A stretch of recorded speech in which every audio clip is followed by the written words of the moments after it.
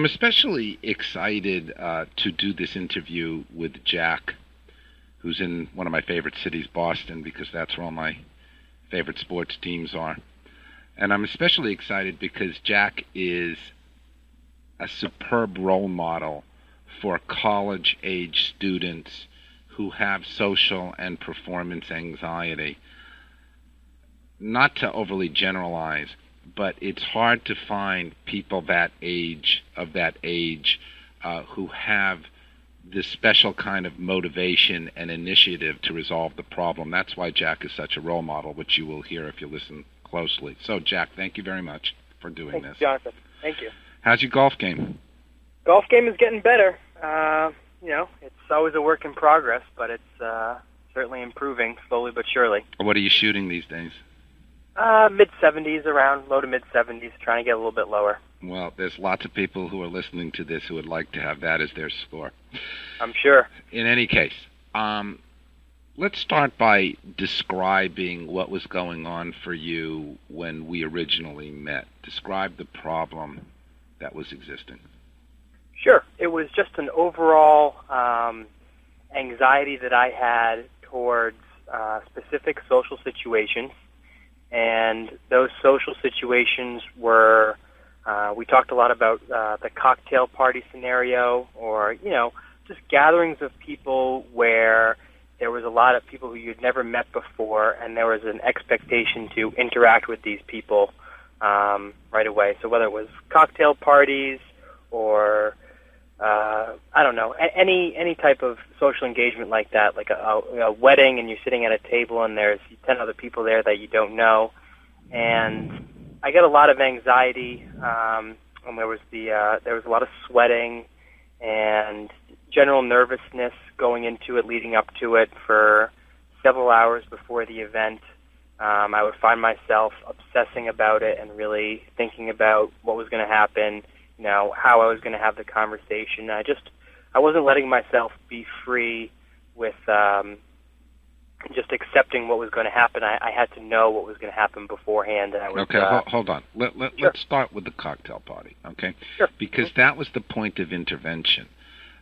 While Jack has been extremely motivated in therapy, the initial contact was via his parents, and that was the initial story that I heard. You were home, it was Christmas time, something like that, and there was this cocktail party, and you didn't go. Right. And they were concerned. Mm-hmm. What was going on for you that you made the decision, I just can't go to that cocktail party with my parents? In that specific situation, it was even, it was extreme because they were even friends of ours, and it wasn't even like it was an unknown, strangers I would be interacting with. But I just found myself, I don't know, really I was probably 20 years old at the time, and I was reverting to like a 12-year-old's mindset. Just, I don't want to go, I'm not going. I couldn't think it through clearly and rationalize it. It was like, I just couldn't think properly about the situation. It was just basically a dinner party with family friends, and I couldn't get around the fact that I'd have to interact socially with them, and I just wasn't comfortable doing that, and I just put up a firm no, and I ended up not going, and my parents they weren't even angry, they were just disappointed and upset that it had come to that point that I couldn't even go out to dinner with family friends. And I want the listeners to know that Jack is a very intelligent young man. He's a good-looking young man. He's a terrific athlete. Maybe even more importantly, comes from a wonderful family.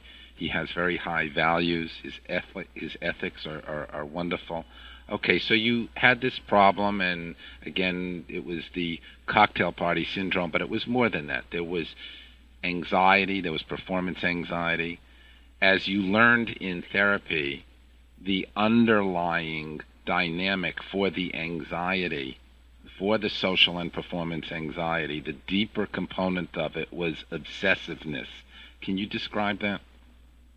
Yeah, the obsessiveness was just a constant state of worrying and thinking about the social engagements that were to come, or just constantly obsessing about it in my mind. And and like I said before, not really being able to rationalize it and to think rationally about it. And it was just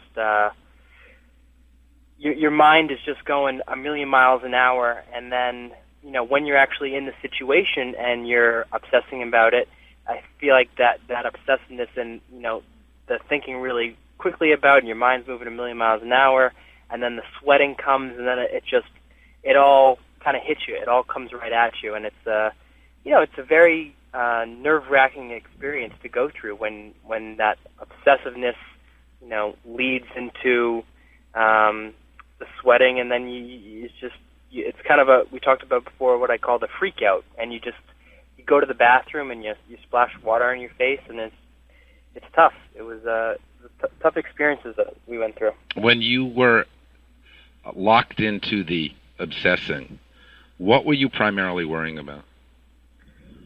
It was really just the minutia of conversation and what I was going to have to do. Just stuff. I feel like most people who are healthy in this aspect of their lives never even think about. What am I going to say? What are the exact words I'm going to say? I was afraid to freestyle in a conversation. I wanted to practice. I wanted something written out. I wanted to rehearse what I was going to say. I was nervous about how I was going to tell my story, how I was going to ask them questions, just the general minutia of conversation. How is this anxiety affecting your life? It affected my life in a number of ways. For one, I was, limiting myself from going to things that I should go to, like the example with my family, and cutting myself off from just experiences that are meant to be happy. Everyone enjoys going to parties. They're usually a good atmosphere. And I wasn't even letting myself go to that because I was too nervous about, the social conventions and dealing with my anxiety than I was about having a good time. So it definitely impacted that part of my life, obviously. But then in a larger sense, I think it really led to a lack of self-confidence in my personal life. And, I think, and that manifested itself in an untold number of ways. Just a general lack of confidence in myself, and it was just a lack of self-confidence. And then a question that I ask everybody that I interview: do you feel that this anxiety problem was affecting your mood? Yeah, I think it was. I think there was. I don't know if there was a cloud over my head, but it was. I wasn't allowing myself to be happy and free, and just whenever you worry and you can almost tell anxiety on the face of somebody. They just look kind of really, really tight and really stressed out, and they're not free and easy and relaxed. And I think that was kind of like a permanent attitude that I carried around with me. And every once in a while I would be able to be happy and be free, but my general consistent mood was kind of an anxiety-ridden attitude. Do you remember what your thinking was or your attitude when your parents made the first step for therapy? I think it was relief. I think a lot of people are reticent to admit that they have a problem or an issue or something that could be fixed. And I think that's especially true for kids my age because, it's tough to kind of admit that you're not good in social situations or that you get uncomfortable because you see all your friends seemingly able to do it so easily every weekend night, and they're always going to parties and having a good time, and you feel kind of like an outcast. And it's to admit that is a really big step, and a lot of people are not able to do that right away. So when my parents took the initiative on it, my mom in particular, I think she heard something about you on WFAN or 660, and she made the phone call. She told me about it, and I don't really remember there ever being any hesitation on my part. I was like, all right, let's go.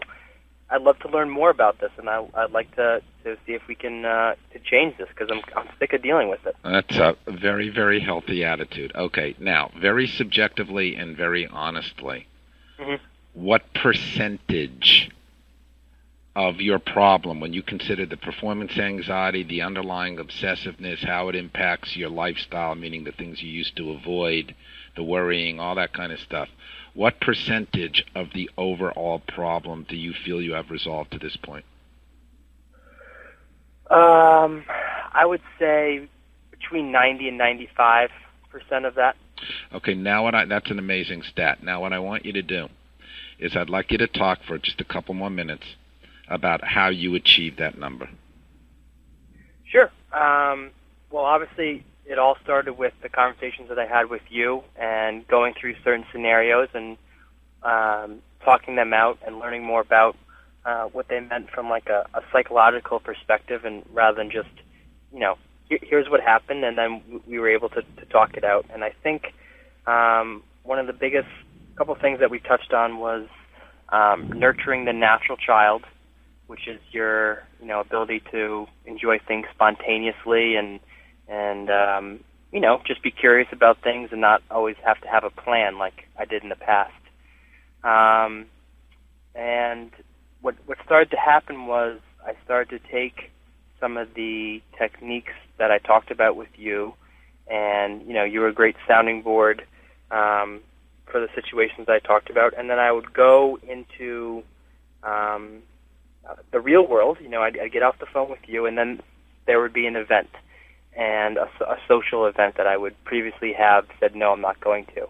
And while at first there was still a large amount of anxiety in going to that event, I saw it as, this is a test. This is like a training situation to see if you can implement some of the techniques and to see if you can, if you have improved.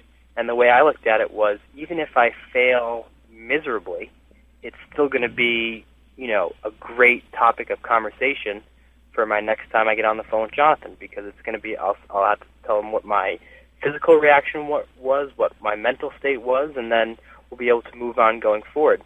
So what I started to do is put myself in a lot more of those type of situations, and it really helped, because, the more repetitions and more practice you get, the better you're going to get. Okay, the more repetition and the more practice you get, yes, you're going to get better.